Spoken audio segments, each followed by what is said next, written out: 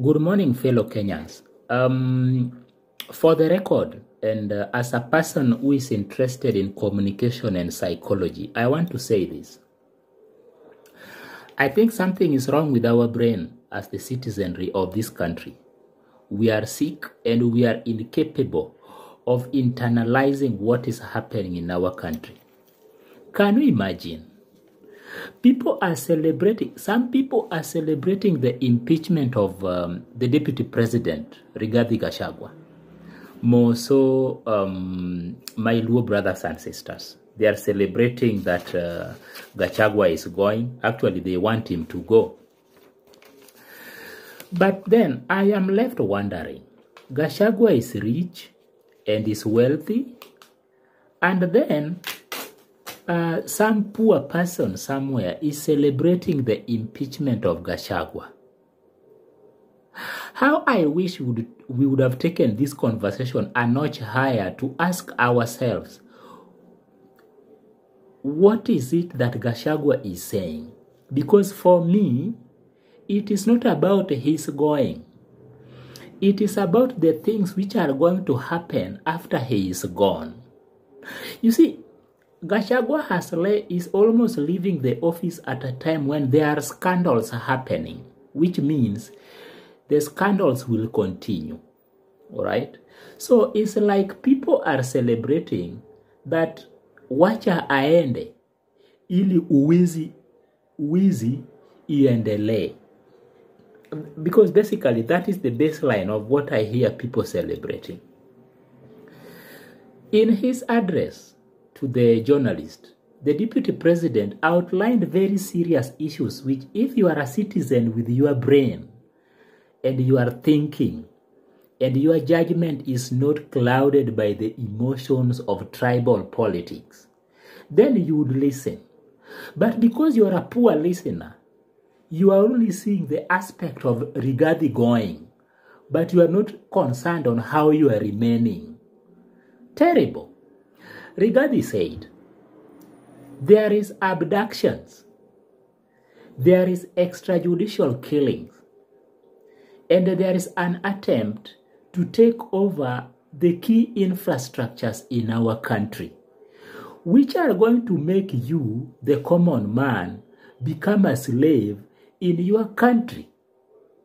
But because of your jingoistic tribal cocoon, you are only seeing that it is the Kikuyus who are suffering. The Kikuyus are not suffering, my fellow Kenyans. This conversation is so deep that even the Kalenjins have started getting worried. They are getting worried because nobody in this country can ascend to power without the Kikuyu community. All right? Kikuyu community, there are so many and they are so important in the decision making of this country, politically and business-wise. So when you are celebrating the exit of Gachagua, I don't know what you are doing. As a citizen, what you should be concerned with is there extrajudicial killing? Yes. How should it be eliminated? Is there stealing going on? How can that one be stopped? Is there the takeover of the key infrastructures of our country? Yes, those things are still going on. How should we stop them? Because Gachagua going does not mean that those things are going to stop. I can see cheap people, others are cheap and have even turned it into a conversation of the Kikuyus being out of power. That is total rubbish. No tribe in this country can become president, can produce a president without the input of the Kikuyu community. And you see right now, they are learning and they have been rattled.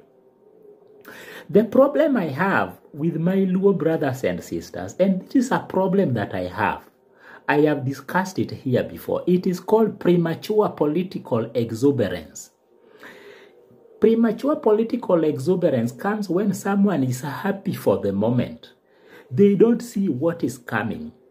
And what is coming is so terrible that I wish someone would even whisper to my Luo brothers and sisters that This impeachment is not even about Gachagua going.